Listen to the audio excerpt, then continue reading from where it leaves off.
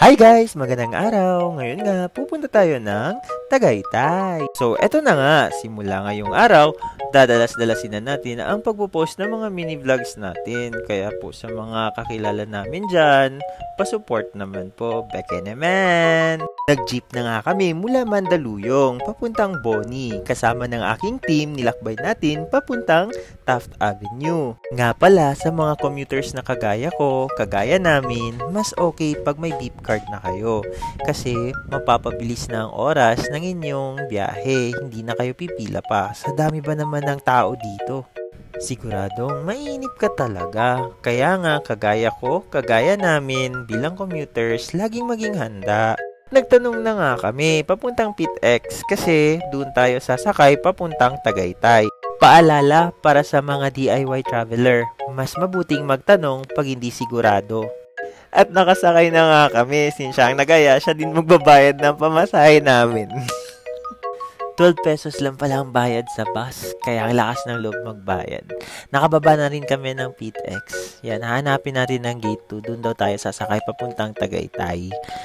Finally, nasa bus na tayo. Papuntang Tagaytay. Excited yung kasama ko. Mas excited pa sa akin.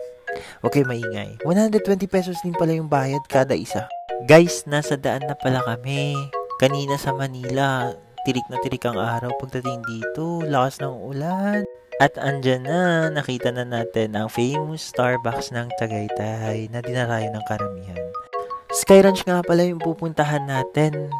Kaya sumakay tayo ng jeep papuntang Sky Ranch. Pagbaba namin, napakalakas pa rin ng ulan. Pero pumasok pa rin tayo. Tinignan na lang din natin ang lugar. Picture kahit sobrang lakas ng ulan.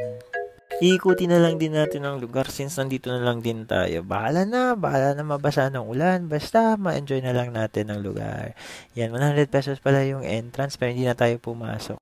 Naghanap na lang kami ng makakainan ng mainit na bulalo. Sikat pala yung lugar ng Tagaytay sa mainit na bulalo. Habang pabalik na kami, nakita namin to. Si Thanos! At guys, sumakay na nga ulit kami ng jeep papuntang terminal. Pero bumaba kami ulit kasi gusto ko nga talaga tikman yung mainit na bulalo. Napunta nga kami dito sa Metroview kasi mayroon nagdala sa amin dito. Maganda naman ng lugar, umorder na kami, in-enjoy na lang din namin kasi nga malakas pa rin ang ulan. Sarap ang init-init pa ng bulalo. Ganda ng view, ganda ng lugar, malinis, malamig sa labas, at foggy pa. Shocking lang sa bayad. Bumalik na pala kami ng Manila, sumakay na ulit kami ng bus. Yung kasama ko, nakatulog na lang din sa sobrang pagod. Lakas kasi ng ulan, malamig pa sa bus. At nanonood na lang ng mga palabas, sinenjoy na lang ang biyahe. Mali pala yung oras nila. Nga pala, nakababa na kami at umihi muna dito sa gas station. Napakalamig pala sa loob, may electric fan. Apaka-sosyal nila. Nakarating na rin kami ng MRT. Time check, 6:05 in the evening. At nakababa na kami ng Boni Station. Nag-drop by muna para kumain. Nag-order na. Nakauwi na rin kami. Maraming salamat. Hanggang sa muli. Paalam!